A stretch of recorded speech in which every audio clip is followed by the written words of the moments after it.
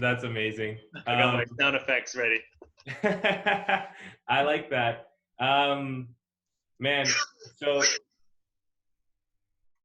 which one was that? You win. Oh, you win.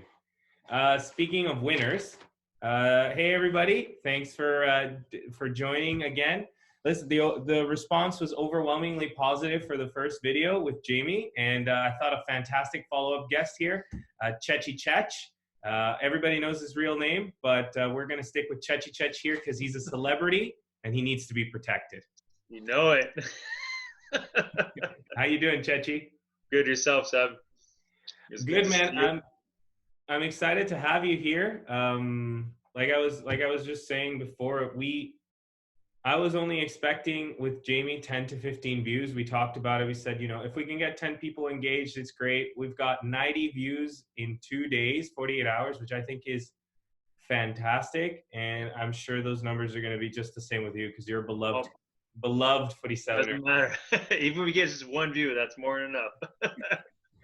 Chechi has a long history with Footy Sevens, but he's actually been with the club since around 2015, 2016. He's got 6 titles. Yeah, he's got your club. Your club, yes. With my club, yeah. Not with Footy Sevens. No. With the GS Legion Club since 2015, 2016. He's got 6 titles with us. He's played on 18 teams. He's got a lot of goals, assists, appearances, which I'll link down in the description. But the most notable thing that Chechi has here is he's number 8 all-time assists in Footy Sevens. Out of everybody in Footy Sevens, Chechi Chech is number 8. And I think that's fantastic. That is fantastic. Knowing me, because I'm stubborn. I just want to score goals. I'm surprised. I have.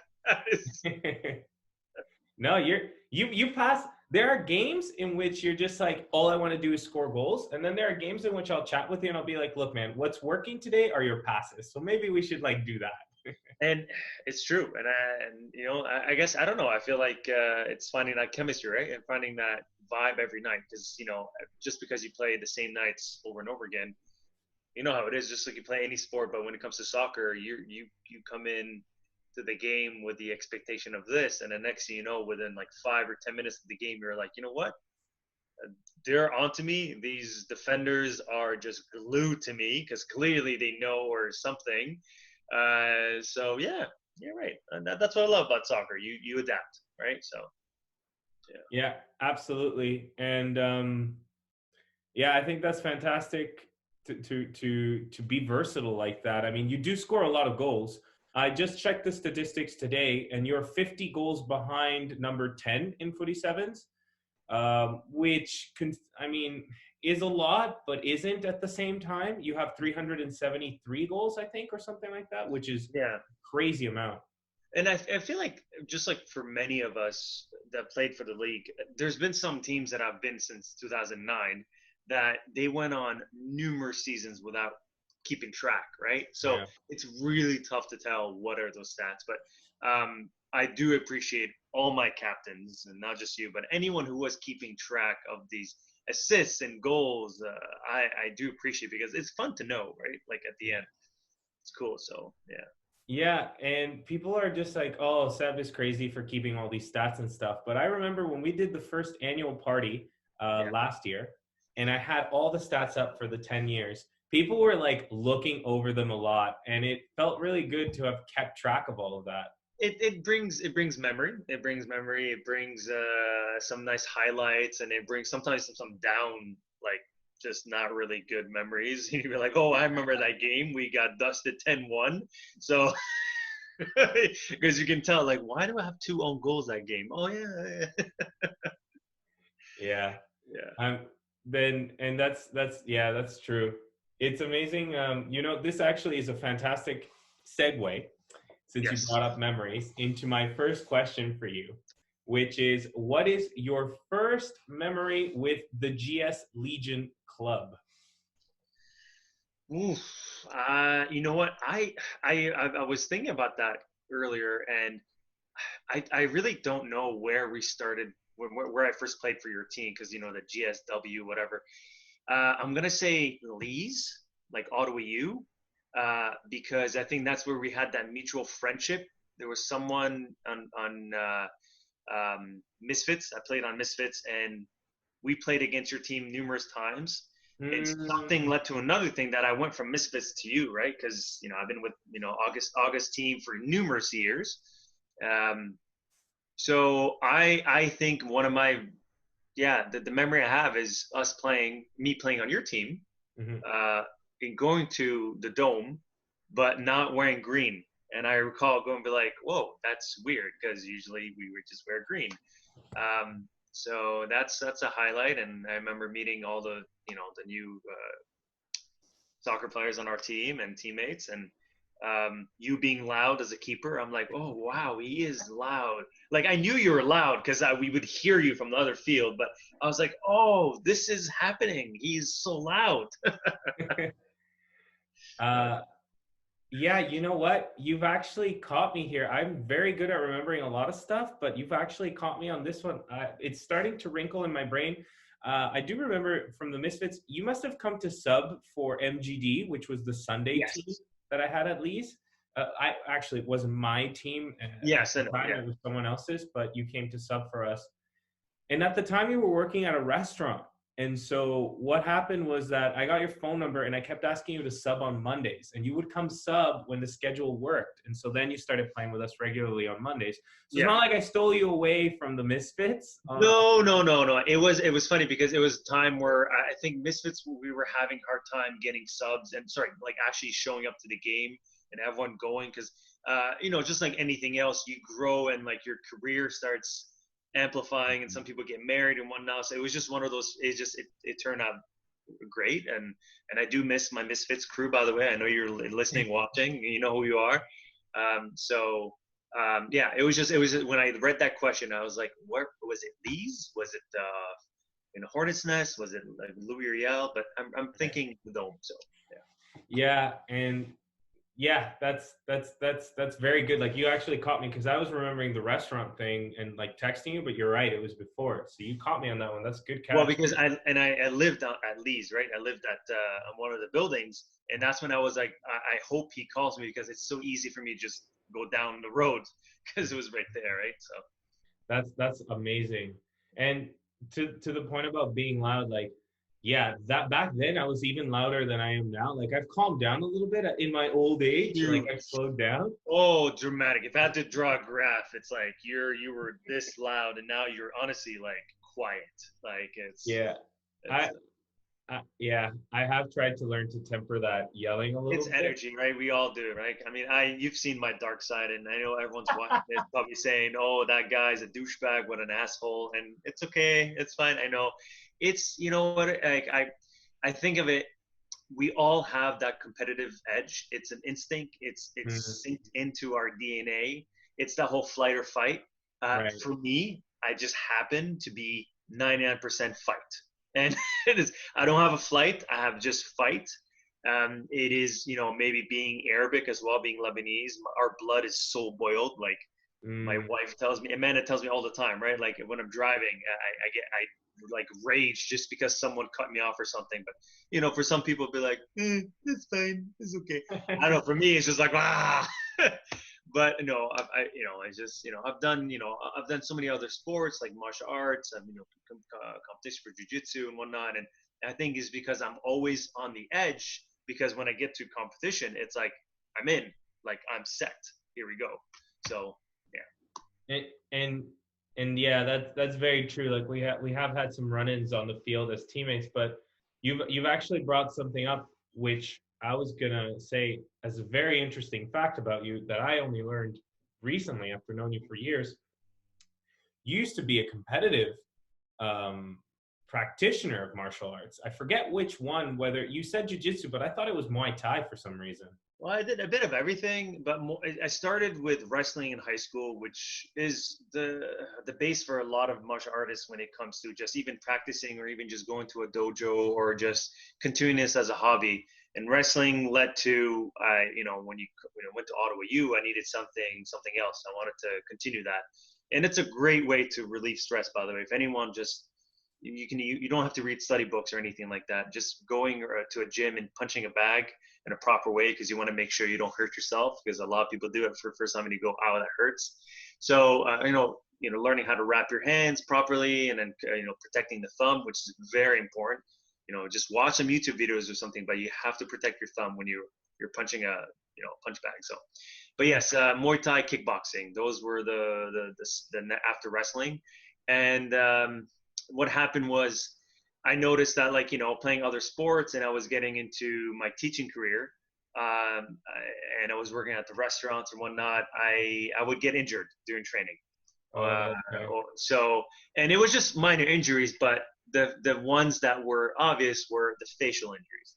So for instance, there's one time I went to work, and I had like a nice tiny little shiner going on here, like a little blue, purplish.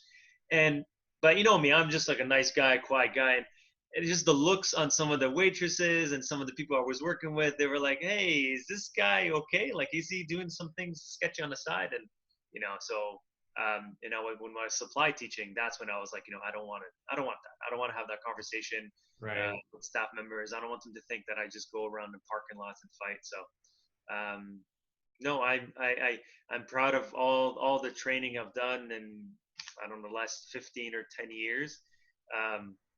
It's knowledge, it's good, but it's really fitness. It's mental health and fitness. Yeah, and you know what, man? Like, honestly, you're a pretty centered guy. Like, you get really riled up sometimes, but it quickly comes back. Like, I think the most I've seen you angry in a row is like maybe 5 or 10 minutes, which sounds like a lot, but when you put it into perspective of like how some people can get angry, myself included sometimes, like 5-10 minutes is not that long. And like, it's true. And I'm grateful for that. And I think it's due because we have some really good teammates who calm us down, and it's true. And I can do better. I can go from 5 to 4 minutes and 4 to 3 minutes. But yes, no, it's true. Yeah. And you know what? That's great. Like, it's true. The teammates make a big difference when trying to calm people down, and like people that are hilarious or funny or just clever are important. And so that kind of like, who do you think is like the funniest club member that you've played with? Oren, 100%. I with Oren. He has this funny humor that's dark, twisted, disgusting. Yeah, he does it in a sarcastic way, and sometimes you don't even know if he's serious or not. Like you're laughing, and then you're like, huh, oh, you pause, like, oh, you got me, and then again, pause. Is he serious? Oh no, he's joking. It's just. So Oren definitely for sure one of the funniest. Yeah, Oren hands down, like one of the funniest people in the club. Everybody. He's one of the reasons, I will say this, like back when I was like yelling, like when we first met, Oren and Jamie were the main reasons people stuck around, I'm pretty sure. Like they liked my organizational part, and they liked how I brought people together. But what kept them staying definitely had to be Jamie and Oren at the beginning. And I've kind of tried to learn from the both of them as to in that sense. But yeah, what, like, let's switch it up a bit. Like I want to talk a little bit about, we're all in this situation of COVID and whatever. Like, what have you been doing to keep busy in this time? Spending time with Eleanor. Just she's turning 22 months soon, and I'm grateful for working from home. I am grateful, and I do want to send out best wishes for those who, I understand it's tough times, those who lost their jobs, and I hope the government is finding a way to support you. I am grateful that I am still in a essential service, I guess. My job got busier dramatically because we work for a department that is, heavy to support teachers. Amanda is busy as well too, so she's working at home. And I thought that was going to be more time spending with Eleanor, but actually there's been times where we just have to tell her, put on something on the TV, and I'm not a fan of that, but we have to, because I'm on the call, she's on the call, I'm on the phone and whatnot. So it's being flexible. I think we've been, both Amanda and I have been flexible in playing with Eleanor, keeping her, engaged, and so Yeah, I've been busy. It's been a whirlwind here, but yeah, it's very interesting how polar some of the experiences are. Like there are some people, like I've been in touch with some of the Footy Sevens staff members who are currently not working, of course, because there's no Footy Sevens going on. yeah, And they're just like finding ways to keep busy by doing workouts. And then there's people like you that I've spoken to that are just like, I'm busy from the moment I wake up at 7 to the moment I stop at like 6 or 7, and then I'm still busy with family stuff. I'm like, yeah. that's like, it's crazy how spectrumy we are. Amanda, sorry, Eleanor wakes up at 5:30 or 6 o'clock in the morning. So you're up. You can't say no. And because she's up, I go, okay, I might as well check my emails and have breakfast, whatnot. And same with, like you were saying, exactly from 6 a.m. till 6 p.m. Sometimes we just nonstop, and then family. So, but yeah, no, going for walks, going for lots of walks outside around the neighborhood, which is, I think, I encourage a lot of people to do that because I know our daily steps has reduced dramatically since the whole thing. Like I mean, and I'm sure you have, and many of us, we were averaging maybe, let's say 13, 14,000 steps. I was tracking the first week when this whole thing happened. I was doing like 2,000 steps a day. Are you serious? Like, it's bad. That's unhealthy. So please, everyone, get out there, walk. Yeah, I know that some people are probably staying at home, following the regulations more tightly, and you got to stay safe. We got to flatten that curve. I have kind of like been doing the same thing as you, Chech. Like I've been going out on long walks and stuff, and because I wasn't liking being sedentary, so I ended up doing a lot of walking, a lot of bike riding. Just because you raised an excellent point there, like I just want to extend out there, like if you're watching this and we know each other and you're going through a tough time, like there's this thing on Facebook that's going around that's like, hey, if you're hungry and you need food, just send me a message, no questions asked, and we'll drop something off. Same. Like, feel free to reach out to me. I'm in Centertown area, so I'm pretty mobile. I've got a bike. I can bike around. I am fortunate to currently be employed like Chechi. Just want to extend that out to all people that know me right now. And I would agree as well too. For those who know us, who know me, where I live in the same area. Well, we live in Ottawa. Ottawa's pretty tiny, especially now. There's no traffic, so just like Seb was saying, if there is, exactly. If you need a meal, unfortunately, we would love to invite you to our houses. However, we will find a way to reach out to you. So yes, I think that's great, man. Good job on you. Yeah, and we can't meet in person, but we can do a Zoom meet, and maybe I can interview you. You know what, the goodwill that's come out of this, like that's one of the highlights for me of this COVID situation. What is one good thing? It can be personal or whatever. What's one good thing about this to come out? Vaccines. I'm a huge, if people know my background, I'm a science background, and I think I'm so glad that people are going to take vaccines more seriously. Well, sorry, let's assume that people don't necessarily know your background. What kind of background? Oh, I was in biomed for university, and then I finished with like a general science and whatnot degree because I just didn't want to kill myself in the last year of Ottawa U before Teachers College. But I was heavy into labs and organic chemistry, just everything. Being in biomed for 3 years, you have to take a range of classes from like psychology to anatomy to everything like bioethics and whatnot. But anyway, so I'm a huge believer in science, in vaccines and medicine, and just the advancements of technology and science, integration. Right. But I honestly, the best thing that could come out of this is people taking the vaccine seriously. Like, there's a lot of diseases that we've eradicated, and like, you don't use the word eradicated that much, right?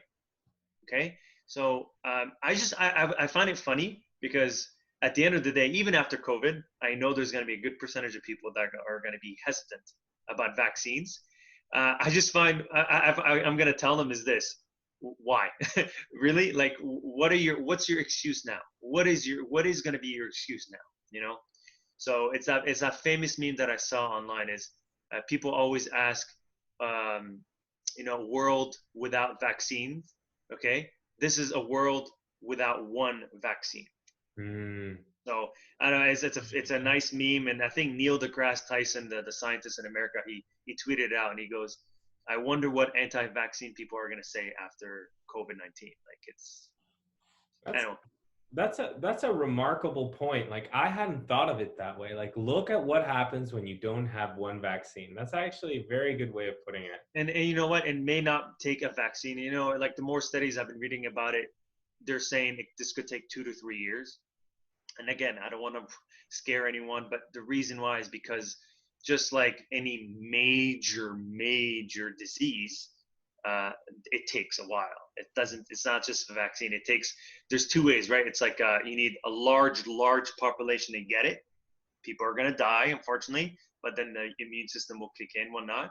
And you need a strong vaccine. So those are the 2 ways to really kill off a nasty virus like this. But anyway, every day in the morning I wake up and ask myself, okay, what's your excuse today? So that's brilliant. And like, I would definitely like to have, a follow-up interview with you one day and just talk about like bioethics, because I think that's a really interesting topic. That was a really, really cool class I took. That's really interesting. Yeah. Thank you for sharing that. That's really awesome. Oh, awesome. Switching, sure. I try to find segues to make it kind of. Go for it, man. Sometimes the conversation, like I'm not an expert interviewer. I do have a few fun questions that I kind of want to go through before I ask you about your favorite memory with the club. Yeah. So, we talked about the most hilarious club member. Which club member do you think has no shame? That's pretty easy. Jamie. Oh, I wouldn't have thought that. Okay. Jamie has no filter. I love you, Jamie. Jamie will say the most inappropriate things, and I have dark humor too, in front of like his own child almost. So that's what I love about Jamie. Like, I remember one time we're just like, getting ready for a game and whatnot, and his son is right there kicking the ball and whatnot, and he said like a really nasty joke, and I'm just like tying my shoes, and I'm like, ha ha ha, oh, and he just laughed it off, and he goes, it's fine, and I'm like, so no shame. That's you know what? Now that you say it, that's a very good point. I love him though. I love you, Jamie. Yeah, I hadn't actually had a person in mind, but that's a good answer. Which club member do you think is an undercover amazing dancer? Mike Rattray. He is so serious, so like quiet. So I think he is an undercover dancer. It's always the one that you would least expect. So I expect Mike. That guy probably has a YouTube channel, Instagram, and probably an OnlyFans site. Who knows? Mike is a very quiet guy, and none of that would surprise me. And you know what's sad? He actually, I attended his wedding. He invited me very, very beautifully. I didn't just crash his wedding. Oh. I can't remember how he danced at that wedding. I'm trying to. That's the second time my memory has failed me. Maybe you're too busy flirting. With Mike? you were flirting with others. I don't know. Which club member would you want? Suppose you guys are both in prison, or guy and girl. Yeah, who would you want to escape with? I'm gonna go with you actually. In this really? One. Yes, because. So I thought of this. I'm like, let's say we got out of prison, but we're in that scenario where we're running in the forest, let's say, running away, and those lights are like shining down, and there are dogs barking about, right? I would outrun the shit out of you, and then you would puff and puff after 2 meters, and you'd be like, and you would do your like this, run. And then I would outrun the shit out of you, and then they would catch you, and then they'd be like, okay, at least we got one of them, right? And the dogs are like biting your legs and like biting your neck. You're like, fuck it, they'll save me. And I'm like, Screw you, bud. I'm out of here. That started off really charming and ended just exactly where I thought. Like not 100% where I thought I was gonna go, but sounds about right. Sacrifice. Oh. That's good. I love that answer. Which member would you go to war with?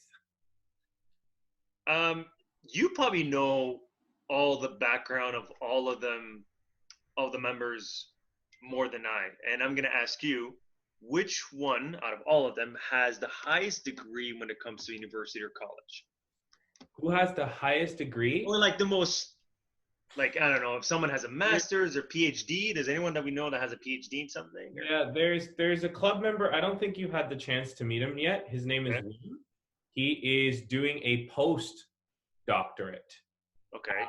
Ottawa, and he's studying something with fish hearts. He told me once he's a very smart guy, and because I'm not like I didn't catch the intent, the scope of what he's doing, but he's the guy in the club that has the highest level of education. He's for me, knowledge is power, so I'm gonna go with him. So okay. I'm gonna go with him. He's probably more tactical, knows a lot of things to strategy to keep us alive. So no offense to anyone who has a high school degree or probably doing math con academy right now as we're speaking. No offense, you keep learning until you die. But I'm gonna go with him. Okay. So Wim, if you're watching, shout out to you. Wim is a member of the men's team Legion, and yeah, he's pretty. Sounds like a fucking Aquaman. So. He's pretty good at anything he puts his mind to. So I'm sure he would be good at war too. Perfect. All right. So, what is your favorite memory with the club? So. You probably remember this more against who we were playing, but it was at Louis Riel. Okay. It was not a finals game. It was a semifinal game. Okay. Or I think we were down by 4 or 5 goals, I believe, at halftime. I know what you're talking about. Okay. You gave one of the craziest, stupidest halftime speech. And I don't know what you said. We ended up winning the game by a goal. Oh. And I remember scoring 2 in the second half because I was doing a horrible game. But if you recall, maybe anyone's watching this, maybe it wasn't 6-1, maybe it was 5-1 or 4-1. All I know, it was an intense game. The gap at halftime was huge. And then we ended up winning the game. And I recall us after the game be like, what just happened? And we were very excited. I know it's just Footy Sevens. I know soccer's, it's not for the World Cup. I get it.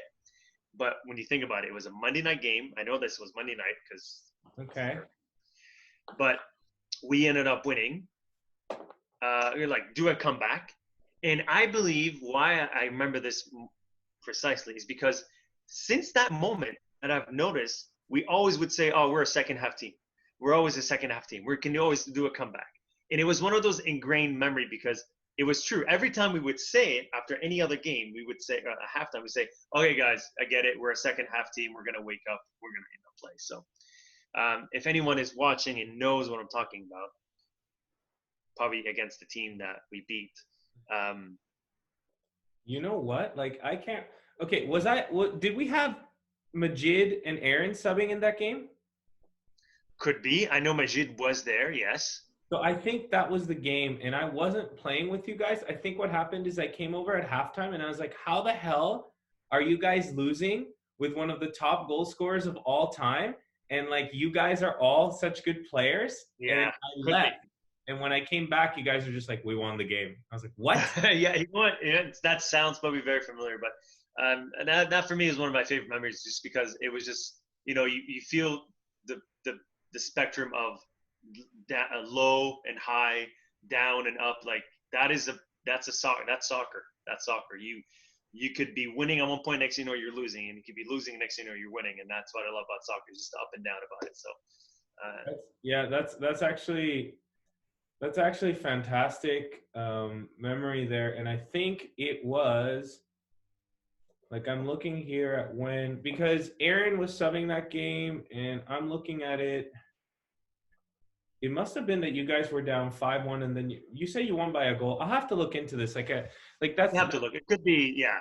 I just know it was a really fun game to play. It was just back and forth. Yeah, it's wrinkling. It's wrinkling in my brain somewhere.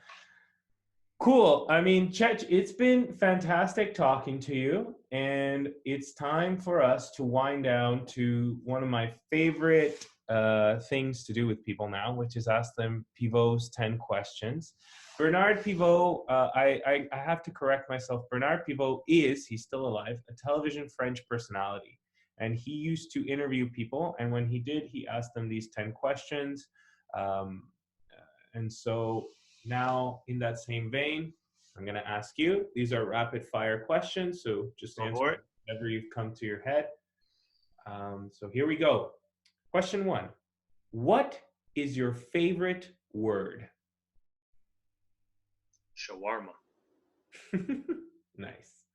What is your least favorite word? I can't. Ooh, okay.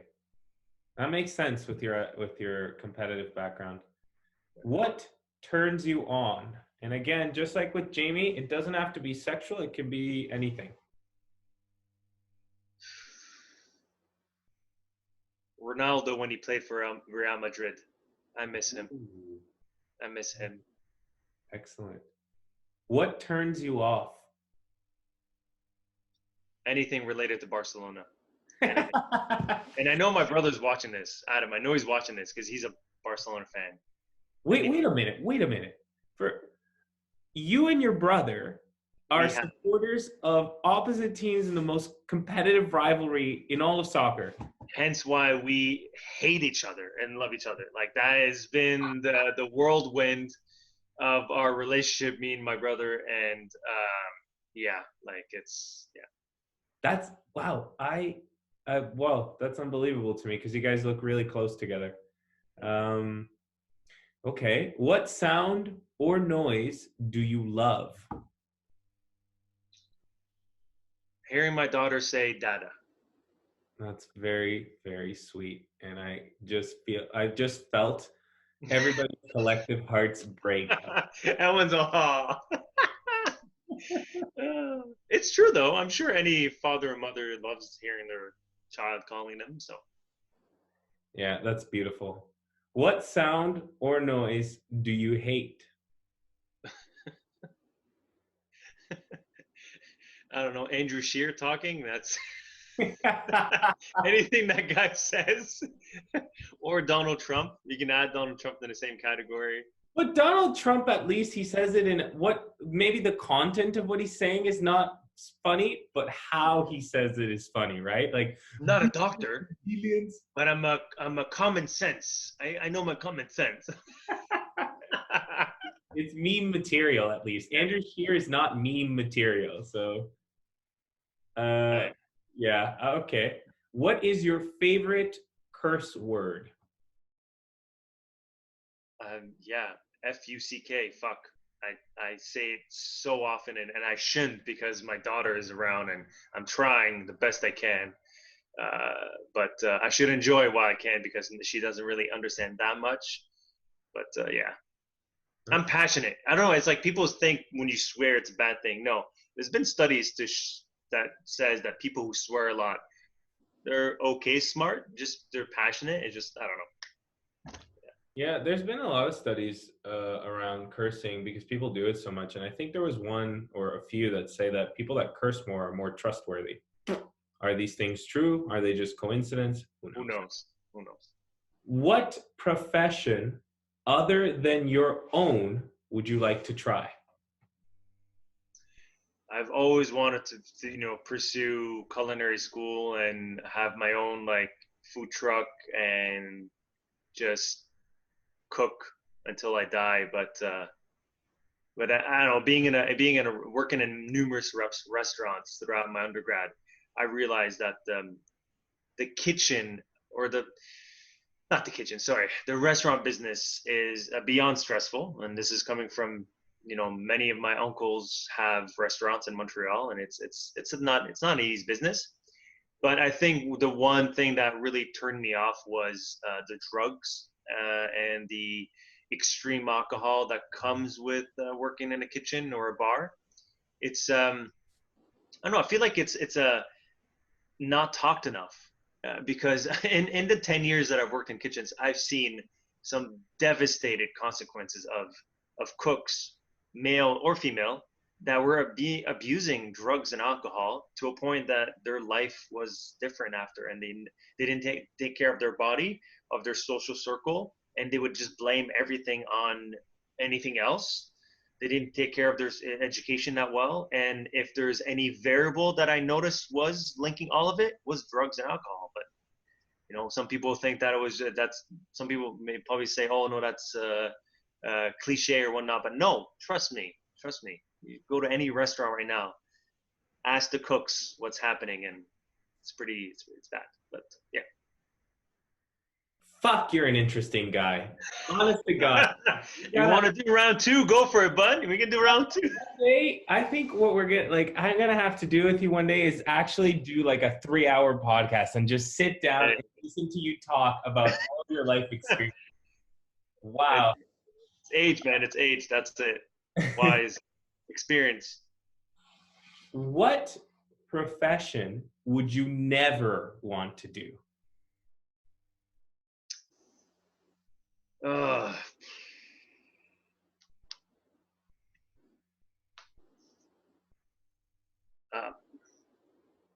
pilot. I don't know. Okay.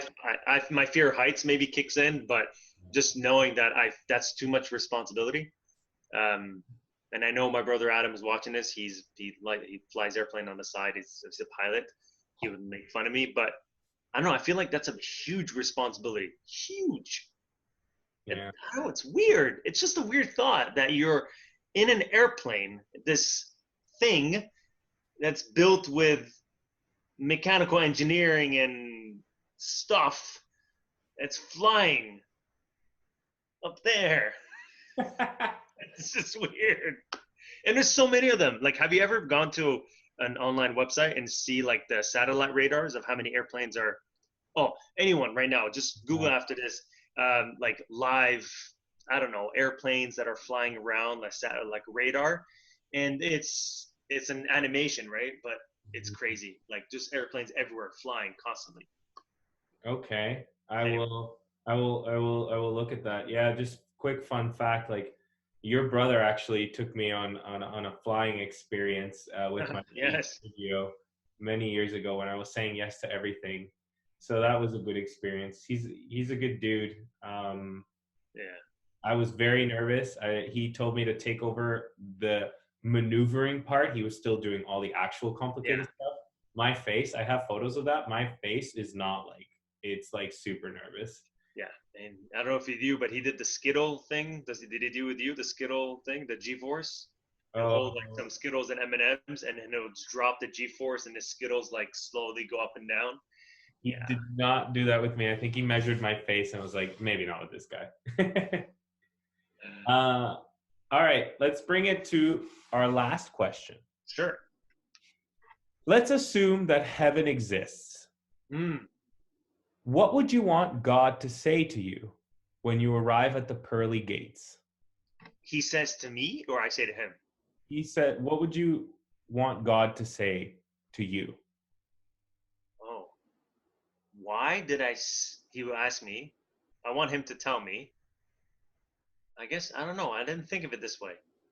No, he would tell me, why did you skip Physics 2 back at Ottawa U to go and fool around? That's what you would want him to say? Because I don't have an answer for him. But now this question is, what would you want him to say, not what do you say? Oh, okay. Sorry. Apologies. What would he say to me? Yeah, what do you want him? What do I want? That's confusing. Okay. Sorry, I didn't mean to. And plus, the whole time I thought it was going to be, what should I ask him, or what should I say before I see him? So that I could have read it before. Well, Okay, what do I want him to tell me? Something with like Borat voice, like Yeshimish, high five. My wife. This is my wife in my country. Like anything Borat voice, I'd be like, yes, that's awesome. And so that's Okay. I know it's That's silly, pretty but funny. That's yeah. that's funny. Sorry, I didn't mean to make you misunderstand the question. I'll have to No, be. it's all good. It's all good. I would ask him if you had to, let's say you had to make out that question right, like right now, I would ask him. Let's say if I'm at heaven gates and whatnot, I'd be like, really, COVID-19, you had to do this right now. I would ask him why. Yeah, that's a good. That would be a good question too. Like, what would you say to God? That's a good one. Chechi, thank you so much for taking time out of your few playing minutes that you get a night. All good, my friend. Worth it. To everybody that watched, thank you so much. I hope this helps you feel more connected as a group as we keep doing these. I am going to try Humor is the best cure to anything, right? So yeah, I'm going to try to release episodes on either Saturday or Sunday and Wednesday, so 2 episodes a week, depending on how many people I end up interviewing. And if you want to participate in the TP challenge, I've sent everybody a text about this. Please send me. I want at least 75% of our members, that's 35 to 40 people, to I'll work on it this weekend. Participate. So please do that. I think it'll be really neat. Thank you so much for watching Getting to Know. Today we got to know Chechi. And I will see you all in the next one. Adios. Yeah, everyone. I would outrun the shit out of you, and then they would catch you, and then they'd be like, okay, at least we got one of them, right? And the dogs are like biting your legs and like biting your neck. You're like, fuck it, they'll save me. And I'm like, screw you, bud. I'm out of here.